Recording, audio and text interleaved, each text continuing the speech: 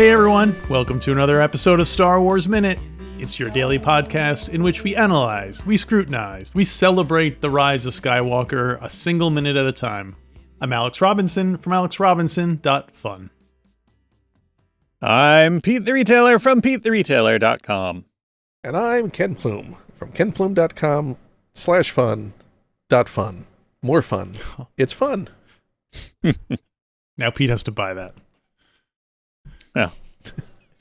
I like when people add on enough to make it a complete gibberish. An illegitimate domain. It's just like, all right, well, that was joke was fun. The joke was costing me $10 for a while, and then it didn't. Yes.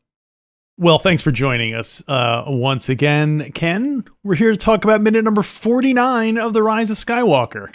Minute number 49 starts off with Zori Bliss growling to stay close by, and it ends a minute later with Rey pleading, Zori. Sounds Canadian. Zori. Yeah, she was quoting Wedge. Famous quitter Wedge Antilles. My first note for this minute is droid ramps. Convenient. Yeah. They're going up the stairs, and how do we explain how Babu Frick goes up? Babu Frick. Hey, Ben Babu Frick while we're at it. But how do we explain how BB-8 can get up the stairs, or Dio can get up the stairs? Hey, we'll just throw in a little droid ramp in there. Great. I mean, it is Babu Frick's shop, so yeah, he does have accessibility needs as well. Yeah, I wonder if that... Or it's his daily workout to make it up those steps. Right. I was really surprised because I thought... Little tiny Babu Frick Rocky. What's up? I thought for sure that we were going to see BB-8 go up the stairs because that's something that feels like would be like the new prop can do. You know what I mean? Like showing off, what it can do. And the fact that like they didn't have to show them go up the stairs. They could have just cut away or whatever. But I guess the ramp is a good compromise. Maybe there are multiple takes we'll never see of it trying to make it up those stairs. The 20 minutes that was cut out was them trying to figure out how to get the droids up the stairs. I like the idea of like BB-8 couldn't do it by himself, but then BB-8 and Dio somehow like link up, and then they can kind of up the stairs, like a transformer, like a tumbling kind of thing. Right, because they were at odds for a minute, but then he was like, oh, you know what? We need each other to get up the stairs. You're not so bad. Teamwork. It's like not that you care. And then but just the two of us plays. Yeah. Turns out the Wayfinder as they tumble up the stairs in slow motion. The Wayfinder led to each other's hearts. Is that what you said? The Wayfinder was the real Wayfinder was the friends we made along the way. Yeah. Along the Wayfinder. Okay. So, and then once they disappear around the corner, we see the evil Knights of Ren skulking around. Though I'm wondering why they don't just get them now. Are they skulking? I don't think they really see them. Skulking. That's sort of like a big swagger entrance. Or we need directions. Lost. Like one of them should have pulled out a map in that moment because they kind of round the corner and it's like, you said a left. Was it a left? I think we should have gone right. They're like, hey, has anybody have you seen a guy with like a hood and like a neon red lowercase T walking around? Like anybody? Come on, we're just please. It just seems weird because we saw that they were tracking them back in the asteroid field. And they're literally like 20 feet behind them. So I don't know how they could have, you know what I mean? They're clearly on their trail. So it seems like they could have. Sound not carry in these tiny little, very seemingly echoey little cramped corridors that they're all running and walking down? Because there's a lot of conversation going on too. Yeah. Wait, did they want... No, he already has a Wayfinder, and he already knows how to get to Exegol. Yeah. He's on Exegol, or he went to Exegol. They're trying to get Rey. They're trying to kill Rey, because that's what Palpatine ordered. Right. Kill the girl. Yeah, kill the girl. And the Jedi. Yeah. No, wait. And the Jedi. But also bring her to me. Right. And the Jedi. And the Jedi. Andy Jedi.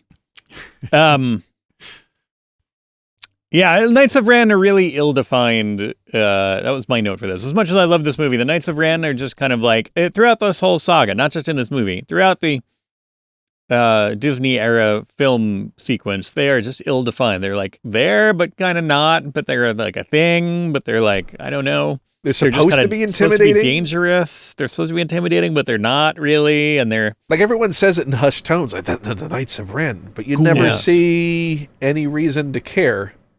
Yeah. Yeah, we don't even see them do anything particularly. We don't see them do any badassery during this. Yeah, film. like kill a civilian or or some kind of act of violence. The only time you really see them fight is the end with Ben. Mm-hmm. Up until then, it's just. I mean, they look like they could have been like a boy band just rounding the corner. Like they're heading to the stage to play the set after Zori Bliss. All right. Oh, that's what she was saying. She wants to see. That's the name of their band. Is Your Brains in the Snow. And she's like, "Can we hurry this up? I want to see Your Brains in the Snow." Like they're going on in 5 minutes. So we got Zori Bliss. We got the Knights of Ren. We got the Najimi Spice Runners. Harmonica Sisters. Kajimi Spice Harmonica Runners. Sisters. This is a great lineup. Somebody make this poster. Poster. Poster Dameron. Yeah, I remember at one point in The Last Jedi, everyone remembers the big famous battle scene in the throne room. And some people were saying, oh, those are the Knights of Ren who are now working for Snoke but no. So they were just guys. They were the same basic idea as the Knights of Ren, but just in red instead of I mean, black. the comic books have fleshed out. Oh, have they? Finally, the Knights of Ren. Can you tell us any interesting... Yeah, they're sort of like this ragtag bunch of Sith wannabes. Like they're like loose dark side Force users, but in like a cruddy, like low level hoodlum kind of way. Of just like, we got some dark side Force. We're gonna rough some people up, do some bad stuff around, and. Do they have any kind of like characterization? Like, does any of them in that sort of it's sort of like that low level gangster movie hoodlum gang kind of way, right? Yeah, they're like a little dark side Force gang that's running around. It's like Clarence Boddicker's gang in RoboCop when they get like the rocket launchers and stuff, and they're just like, look, we can just blow up a car, like. Same thing. They're like, they got Force powers, and now they're just like, hey, look, check it out. I lifted this guy up with the Force, so shook him upside down to get all the money out of his pocket. Yeah, these are the guys around the corner. Yancey Street belongs to the Knights of Ren. Right, yeah. These are all better ideas than what we see in the film. They don't even talk. Yeah. We don't even, do they vocalize at all? They're not personalized in any way. We don't know, like, it's Jerry Wren and Harold Wren and Kajubu Wren and Irving F. Wren. Yeah. They're all trust Wrens. Right. I think they should just all say Wren all the time. Just like Wren, Wren, Wren. Like the Knights who say me. Yeah, that's too much like the Knights running around. Yeah.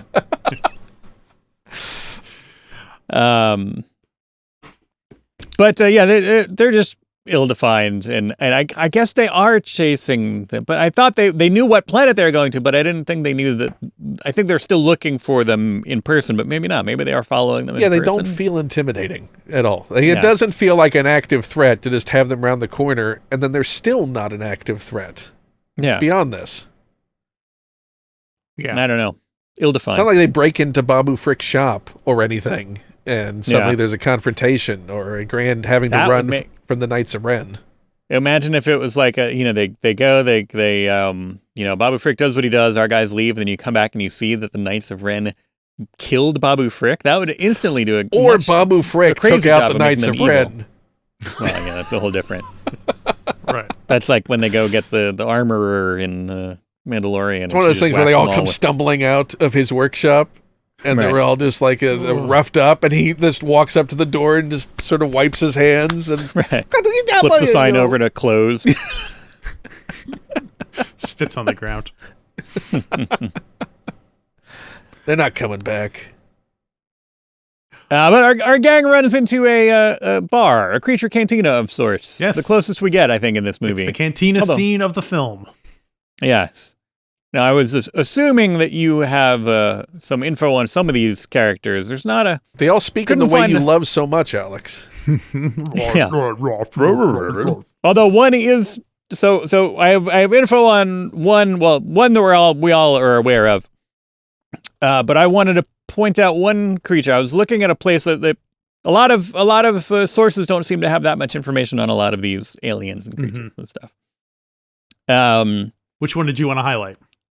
Well, let's say there's two. There's one that I have a nugget of information about, and one that I know nothing about that I would like to ask about, see if anybody else knows about them. But one that I wanted to what's your nugget? that I know tiny bit about is it was one that actually does go and that's because it's a giant hairy beast that was constructed by Neil Scanlon and his crew as a tribute to Ludo from Labyrinth, the movie.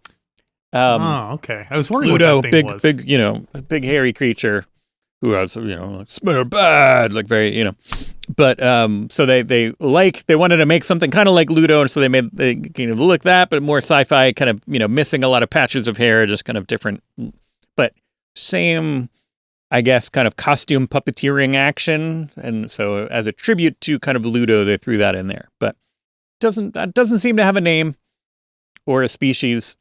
But that they noted that was a tribute to Ludo. And then, you have something about him? No. Well, no, I was just going to say that this is one of those situations where it feels like a shame to me because they clearly put work into it, and it's just this big, blurry kind of blob in the background. You can't really make out what it is or anything. So, I mean, to be fair, that's most of Java's palace, too.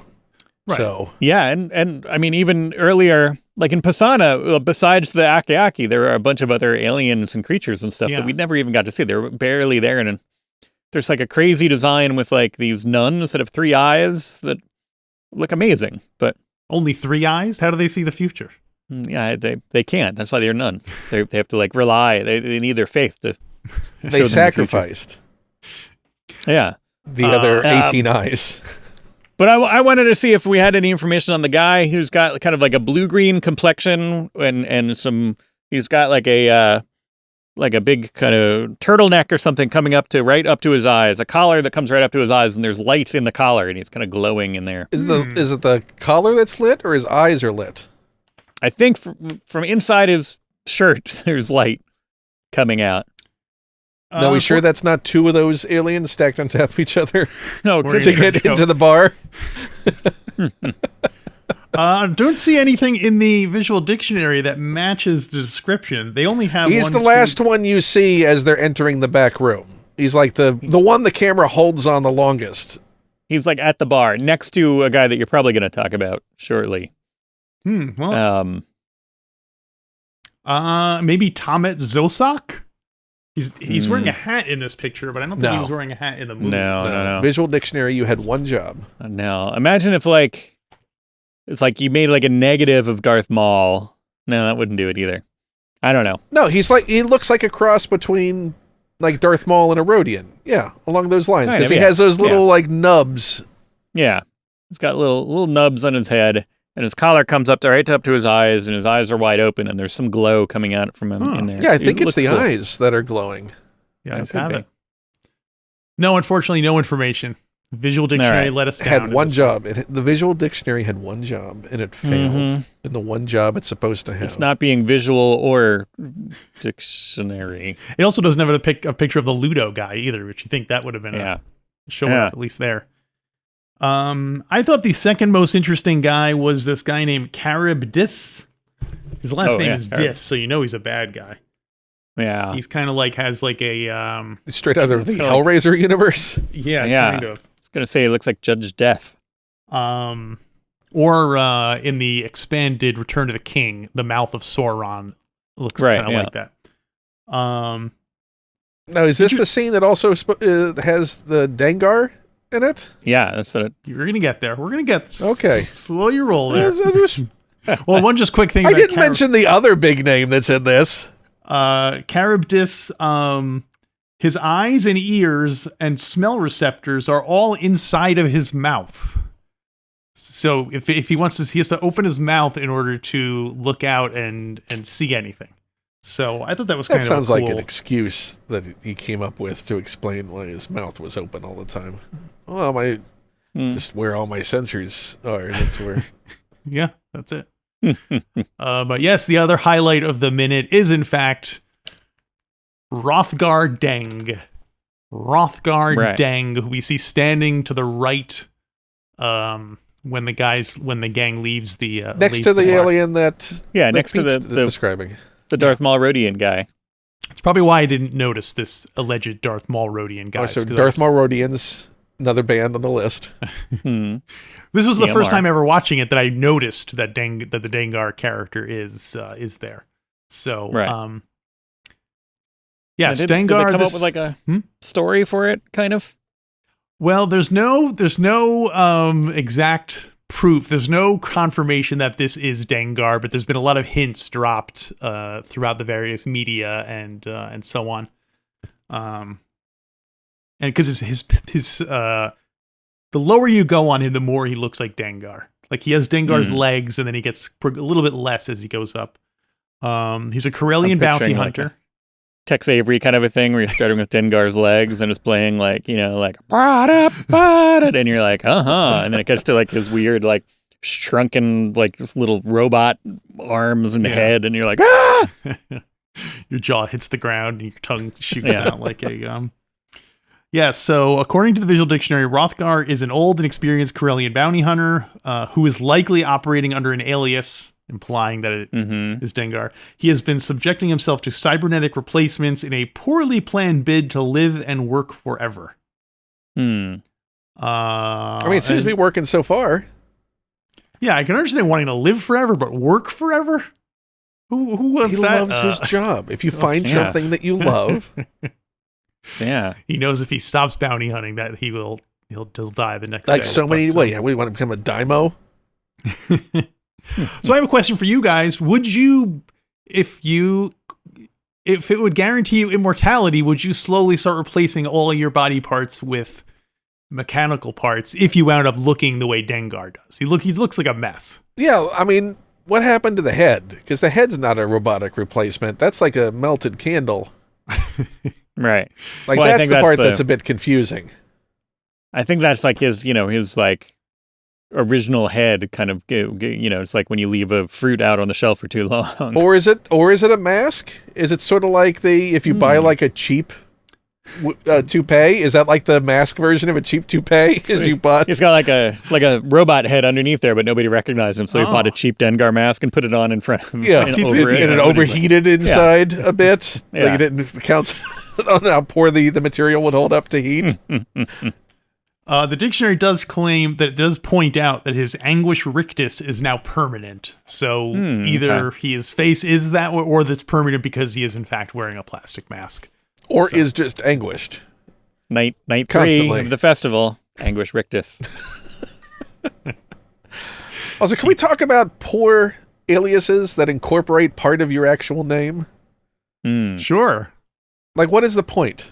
I've never understood that in TV shows where they'll be like, Ray J. Johnson, alias Rar Johnson, alias Ray Johnson. Like, they don't... Why do people come up with names that are very similar? Is it so that if someone hears you called that, they'll be like, but again, isn't that the point? That you should not be triggering? Yeah. Someone's recognition of your alias as an alias for you? I mean, this is something people do in real life, so we'll have to ask someone why they choose an alias that is similar to their true. It should be totally. It should be like Bob Johnson, aka like Sassafras Terwilliger. Yeah. Like totally like anything, Dengar. Yeah. He's not creative. Creativity is not his strong suit.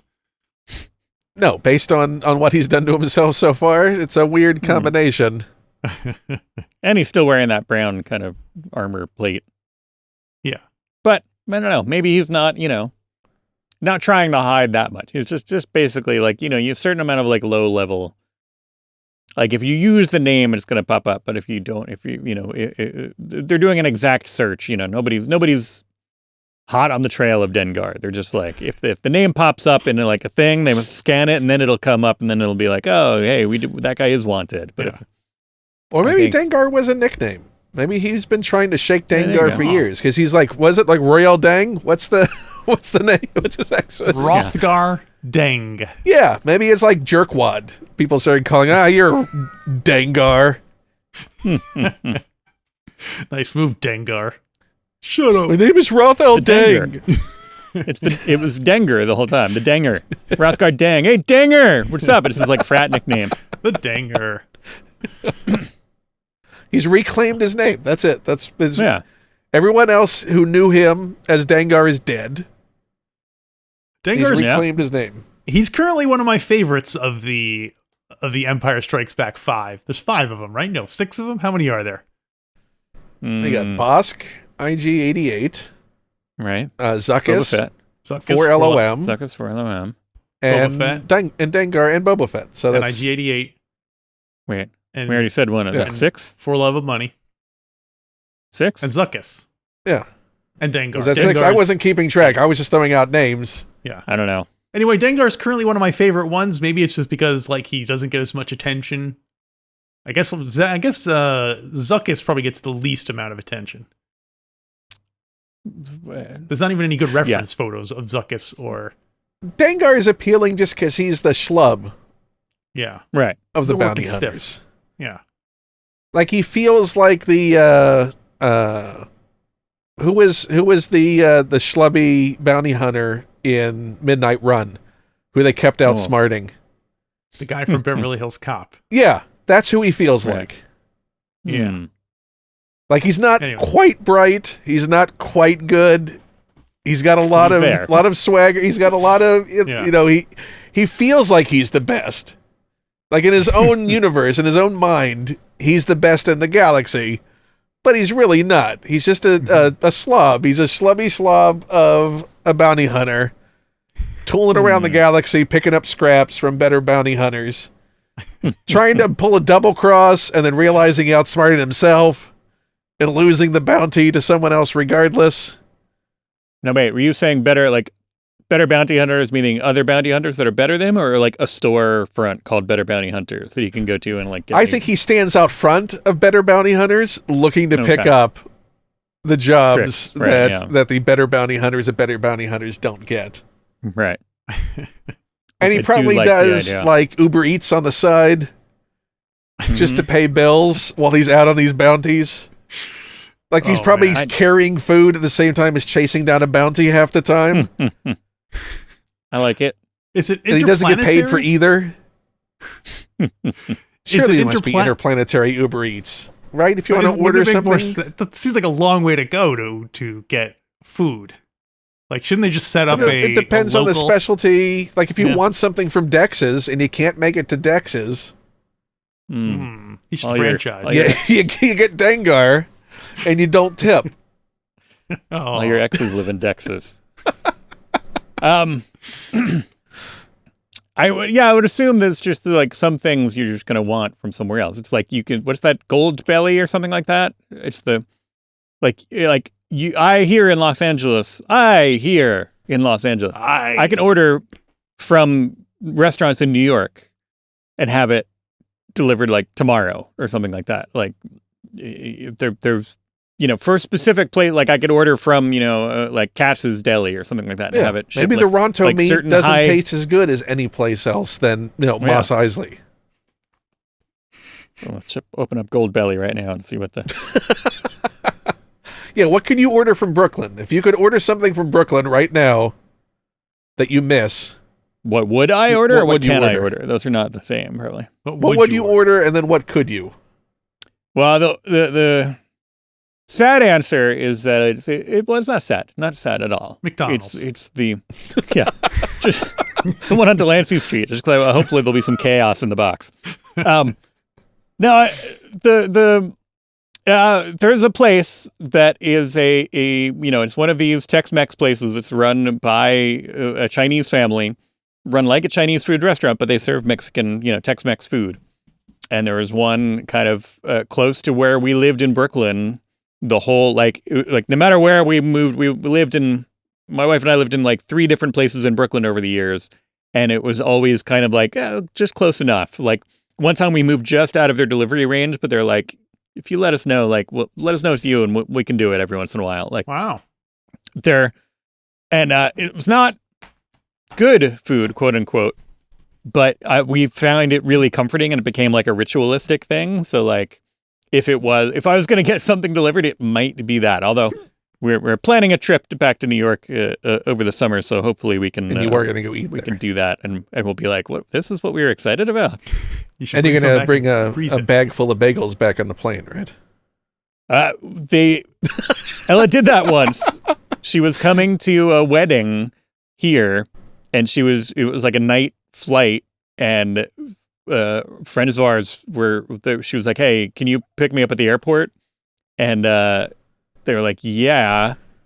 And it seemed like an inconvenience, but then she brought them a dozen bagels from, one of the bagel shops that we liked in Brooklyn.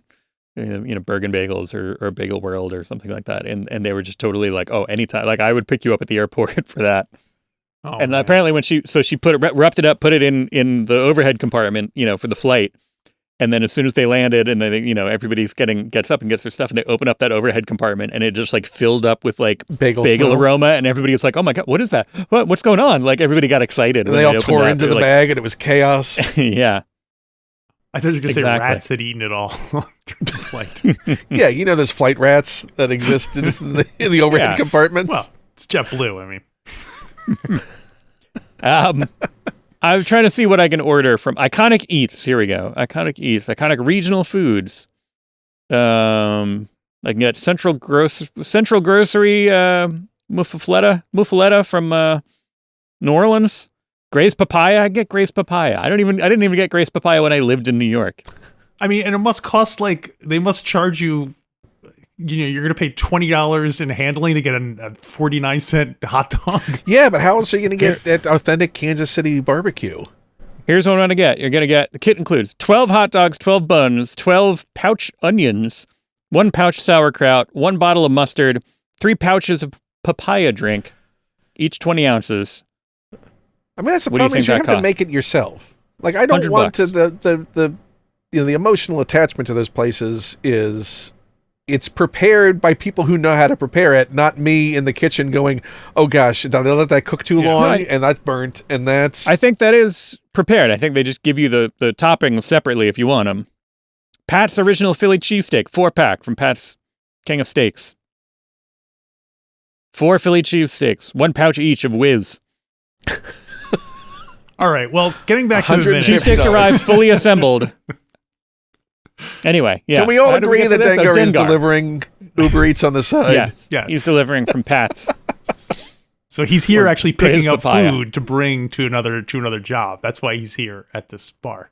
Yes, he's delivering from Pat's on Batu. Right. There's a really good joke sitting in here somewhere. I'm trying to like mixing up the name of a Star Wars thing with the name of an iconic restaurant that we all know the name of. Can't think of it. Gray's Papanoida. There you go. Papanoidas does sound like a pizza place. I'll take that. Yeah. Yeah. Well, because you're mixing Papa John's and the Noid from Domino. There you go. Domino's perfect. When they merge, you get Papa Noid. When you want pizza, get it from the Baron. So the last resident we see of interest is, of course, the bartender. Yeah, who's a human with a little eye thing going on there. Yeah, a little power monocle.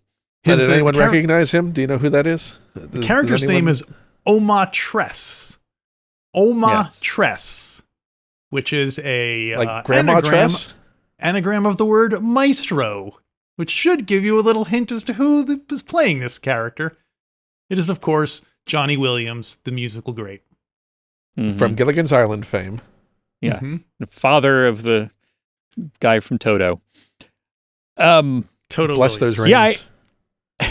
Yeah, I knew, obviously, this was a little, thing in the, and apparently they asked him, and he was like, I don't want to do that. And then, his wife or somebody was just like, hey, you should do that. You should be in the movie. The wife said The wife said it was more important than him doing the score was him appearing in the film. So I don't know about that. Not a big fan of his music, I guess.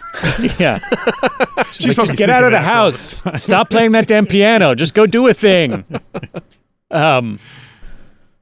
Yeah, I don't.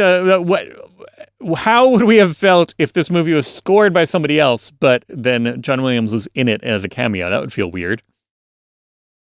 I'd be okay with it. I mean, well, it depends. Why did he not do it? Because he didn't have enough money? Was he ill? It would really depend on why he didn't do it. Yeah. So I don't know, but luckily he did it.